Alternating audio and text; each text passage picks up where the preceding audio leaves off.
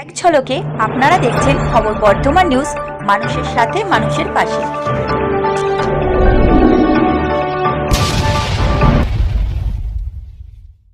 कल जब मैं एयरपोर्ट पर उतरा तो एयरपोर्ट पे अपने कुछ कार्यकर्ता मुझे आए थे, मिलना हुआ, उनसे बातें हो रही तो उन्होंने मुझे एक गाना सुनाया, एक गीत दिया।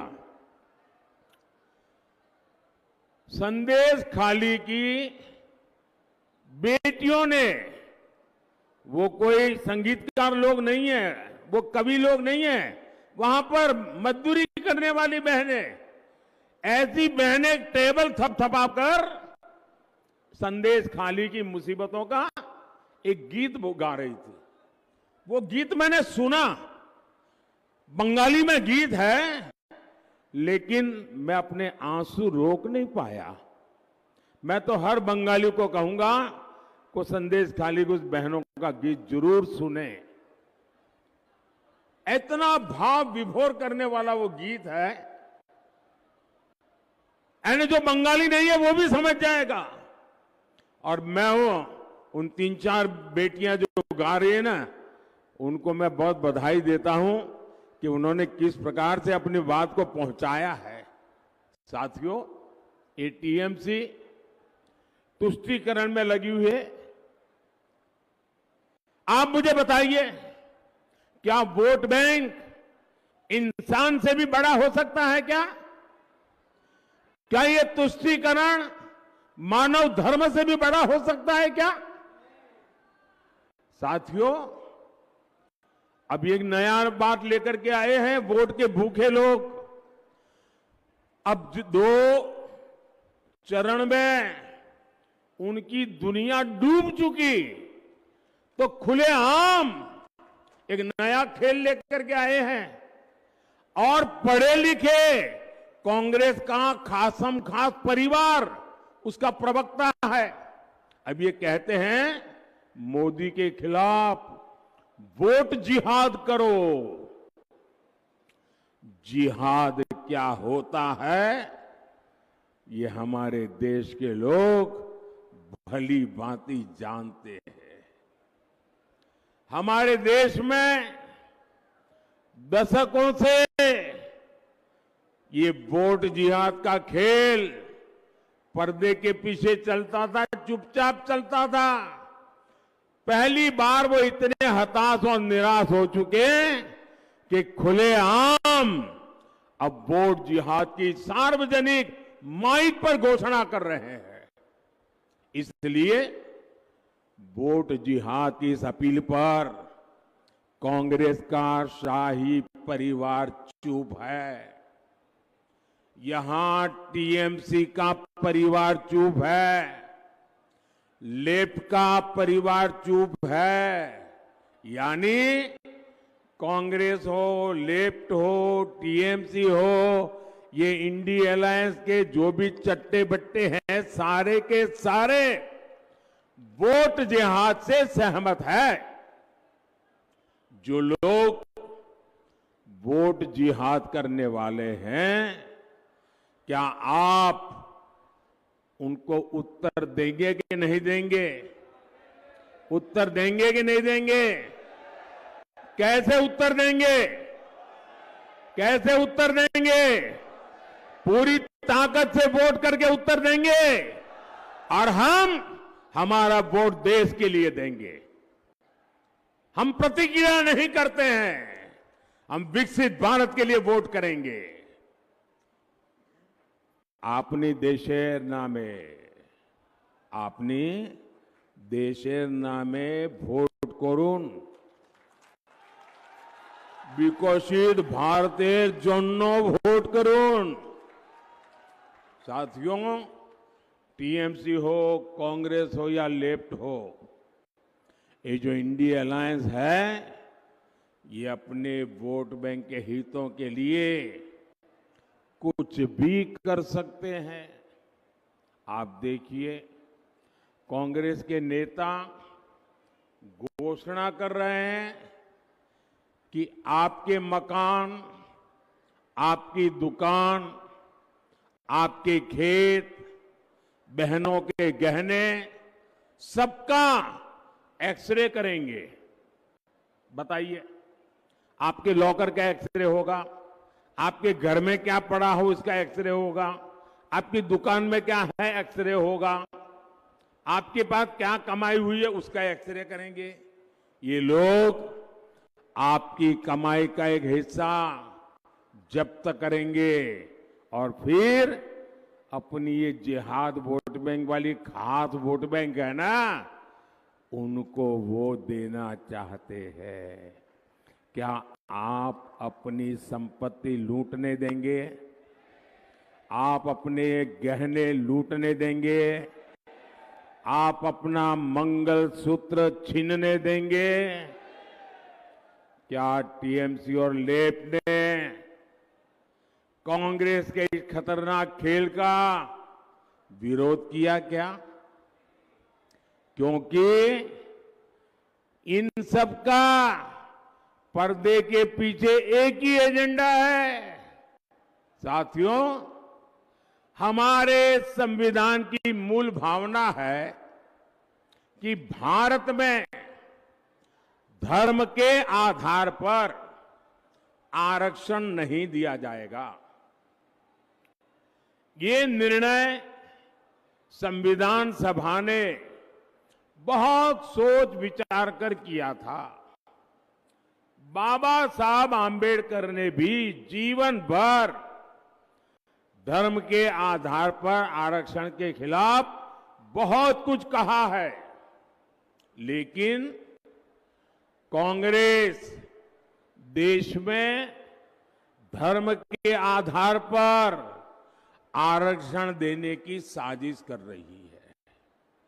ये एससी, एसटी, ओबीसी के हक का आरक्षण उनसे छीन करके अपने खास वोट बैंक, जिहादी वोट जहां से मिलने वाला है, उनको देने के लिए संविधान बदलना चाहते हैं। मैंने सोचा, कांग्रेस इतना पागलपन क्यों है उसके विषय में? तो मैंने कुछ लोगों को पूछा, मैंने कहा भाई क्या ये क्यों ऐसा कर रहे हैं? बोले उनका सीधा सीधा हिसाब है कि वो अब दलितों को, आदिवासियों को और ओबीसी, उनको जबरदस्त सजा करना चाहते हैं। मैंने कहा दलित, आदिवासी और ओबीसी को सजा क्यों? बोले सजा इसलिए करना चाहते हैं कि मोदी आज जो बैठा है ना, उसका कारण अब दलित मोदी को वोट देता है, आदिवासी मोदी को वोट देता है, ओबीसी मोदी को वोट देता है, और इसलिए 50 साल तक जो कांग्रेस के साथ रहे, वो दलित, आदिवासी और ओबीसी कांग्रेस से खिसक गए, मोदी के साथ चले गए, मोदी का काम देख करके चले गए। तो अब उनको लगता है कि अब दलितों को, आदिवासियों को और ओबीसी को सजा करे, और उनके पास जो सबसे बड़ा हथियार है आरक्षण का, वो लूट लें और मुसलमानों को खुश करें, धर्म के आधार पर ये आरक्षण उनको दे दें ताकि उनकी वोट बैंक की राजनीति चलती रहे। और इन्होंने ये पाप कर्नाटका में ऑलरेडी शुरू कर दिया है। टीएमसी लेप इतने बड़े भयंकर पाप में भी चुप है। और मैं पिछले 10 दिन से लगातार कांग्रेस को 3 चैलेंज कर रहा हूं, लेकिन वो मौन रख करके बैठ गए हैं। मेरा पहला चैलेंज है कि कांग्रेस और इंडी गठबंधन वाले देश को लिखित में विश्वास दें कि वे धर्म के आधार पर आरक्षण में, संविधान में कोई भी परिवर्तन नहीं करेंगे। दूसरा मेरा चैलेंज है, ये लिखित में देश को वादा करें कि एससी, एसटी, ओबीसी का आरक्षण छीनकर धर्म के आधार पर किसी को भी नहीं बांटेंगे। मेरा तीसरा चैलेंज है वो लिखित में दे, जहां इनकी राज्य सरकारें हैं वहां ओबीसी का कोटा काट करके धर्म के आधार पर मुसलमानों को आरक्षण नहीं दिया जाएगा। मेरी 3 साफ साफ मांग है भाई, मेरी चुनौती है उनको, मेरी चैलेंज है। 10 दिन हो गए, मुंह पे ताला लगा करके बैठ गए हैं और पैर कांपने लगे हैं, जवाब क्या दें? और इसलिए देश के हर एससी, एसटी, ओबीसी को ये इंडी गठबंधन के इरादों से सावधान रहना है। ये आपको सजा देने के मूड में है, आपके पास जो है वो लूटने के मूड में है। साथियों, मोदी जिंदा है ना, तब तक मैं लूटने नहीं दूंगा। मेरे दलित, आदिवासी, ओबीसी भाई मुझ पे विश्वास करें, मोदी जिंदा है, वो आपका हक की एक भी चीज लूटने नहीं देंगे।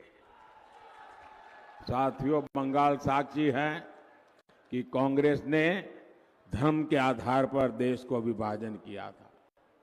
पड़ोसी देशों में जो हिंदू, बौद्ध, जैन, ईसाई, पारसी, ये सारे अल्पसंख्यक वहां पर रहते थे, तब उनको संरक्षण देने का वादा किया गया था। 1947 में वादा हुआ है, उस वादे को निभाने के लिए आज 75 साल तक काम नहीं हुआ। अब मोदी ने किया, सीएए कानून लाया, इनमें बहुत बड़ी संख्या में मेरे दलित परिवार है, नामशूद्र परिवार है, संथाल परिवार है, जिनके साथ वहां जुल्म हुआ, वो यहां आने के लिए मजबूर हुए। लेकिन टीएमसी, लेफ्ट और कांग्रेस, ये पूरा इंडी गठबंधन सीएए को खत्म करने की घोषणा कर रहे हैं। आप सावधान रहिए, ये अपने वोट बैंक को खुश करने के लिए किसी भी हद तक जा सकते हैं।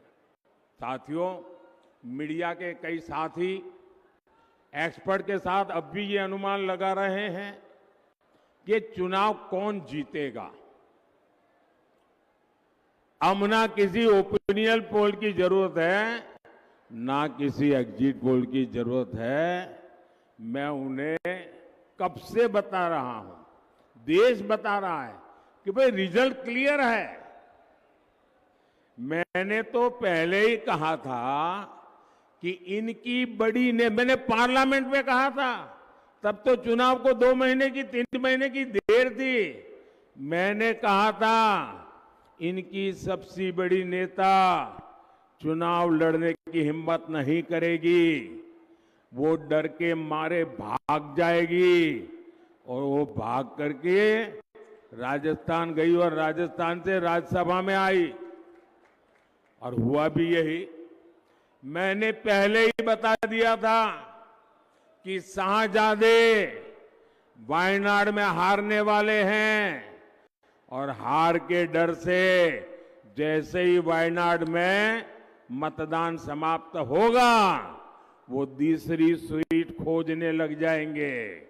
और अब दूसरी सीट पर भी उनके सारे चेले चपाटे कह रहे थे अमेठी आएंगे, अमेठी आएंगे, लेकिन अमेठी से भी इतना डर गए, इतने डर गए, वहां से भागकर अब रायबरेली में खोज रहे हैं रास्ता।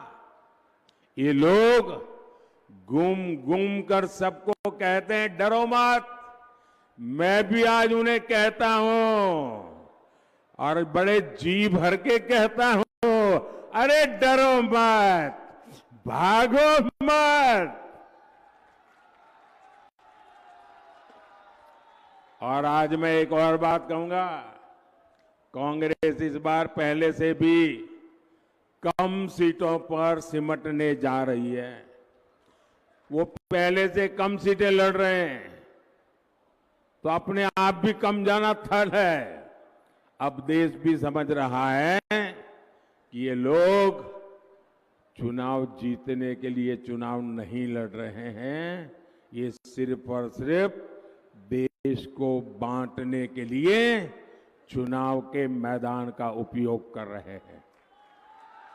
भाई और बहनों, इंडी गठबंधन सिर्फ एक वोट बैंक के लिए समर्पित है, जबकि हम सबका साथ सबका विकास के मंत्र पर काम करने वाले लोग हैं। मोदी ने 10 साल में बंगाल के गरीबों के लिए, दलित आदिवासी पिछड़ों के लिए 38 लाख से ज्यादा पक्के घर बनाए हैं। करीब करीब आधा करोड़ मोदी आज बंगाल के 6 करोड़ जरूरतमंदों को मुफ्त राशन दे रहा है। मोदी ने बंगाल के 80 लाख से ज्यादा घरों तक नल से जल पहुंचाया है। मोदी ने बंगाल के 5 करोड़ लोगों के जनधन खाते खोले।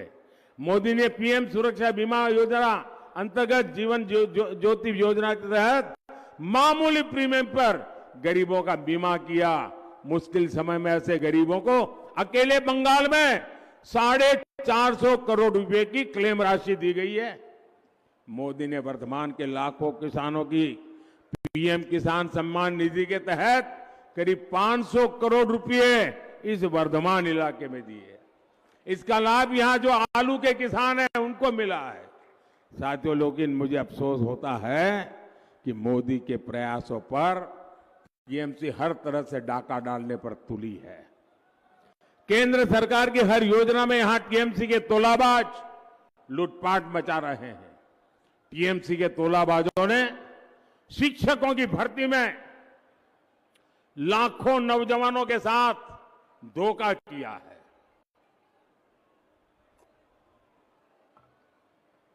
और कैसा भ्रष्टाचार हुआ, वो तो नोटों के बंडल देखे आपने। मशीन थक जाते थे, नोट गिनने वाले मशीन थक जाते थे बंगाल में, इतने रुपये मार लिए। वर्तमान तो ऐसे भ्रष्ट टीएमसी नेताओं को अब जनता भी पहचानती है, जान गई है। लेकिन साथियों, मैं जानता हूं शिक्षक की भर्ती का जो घोटाला हुआ, उसमें जो पीड़ित है उनकी जिंदगी कितनी बदहाल हुई है। और मेरे अध्यक्ष जी यहां बैठे हैं बंगाल के, मैं उनको एक सुझाव देता हूं कि ये जो शिक्षक भर्ती घोटाला हुआ है, लेकिन उसमें बहुत निर्दोष लोग भी हैं जो सचमुच में शिक्षक की नौकरी के हकदार हैं। ये बाकियों के पाप के कारण ये निर्दोष लोग भी मुसीबत में गिर गए हैं। मैंने पश्चिम बंगाल के हमारे बीजेपी के अध्यक्ष जी से कहा है कि हम पार्टी के तौर पर ये जो शिक्षक भर्ती में जिनकी नौकरी गई है, उसमें नेक ईमानदार लोग हैं, हम उनकी मदद कैसे कर सकते हैं। मैंने बंगाल बीजेपी से कहा है कि प्रदेश स्तर पर एक लीगल सेल और एक सोशल मीडिया प्लेटफॉर्म बनाया जाए। इससे उन लाभार्थियों को मदद होगी जो डॉक्यूमेंट्स सही होने के बाद भी इस घोटाले के शिकार हुए हैं। बीजेपी ऐसे अभ्यर्थियों को कानूनी सहायता भी देगी और उन्हें न्याय दिलाने के लिए पूरी ताकत से काम करेगी। हम ईमानदार के साथ खड़े रहेंगे और मेरा बंगाल यूनिट भले चुनाव चलता रहे लेकिन ये काम करेगा।